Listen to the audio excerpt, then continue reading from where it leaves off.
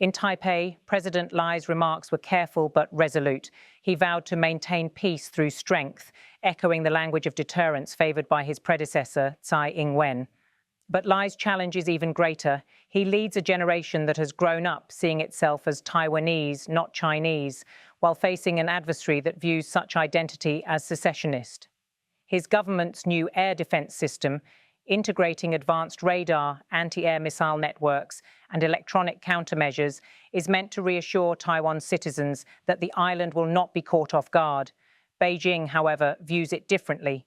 Chinese analysts appearing on state television describe the plan as provocative, dangerous, and inspired by American interference. And indeed, US involvement in Taiwan's defense has been increasing.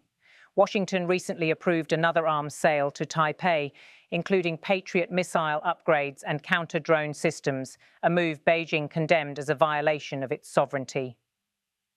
China's firm opposition to US arms sales to Taiwan and US-Taiwan military ties, Guo reiterates, is consistent and clear.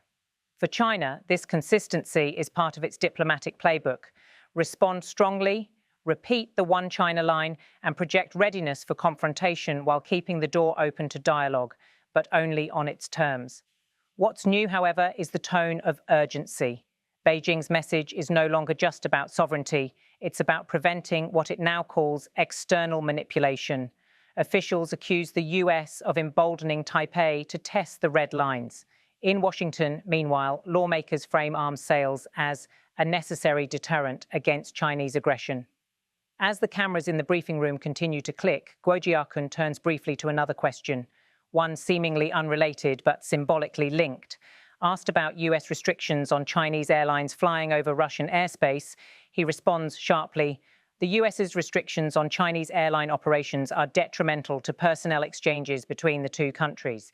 We suggest the US side reflect on the impact of its policies on its own businesses, rather than unreasonably suppressing other countries and leaving global consumers to foot the bill. It's a small pivot, but it reinforces a broader theme. Washington's policies, from the skies over Russia to the waters off Taiwan, are seen by Beijing as acts of containment.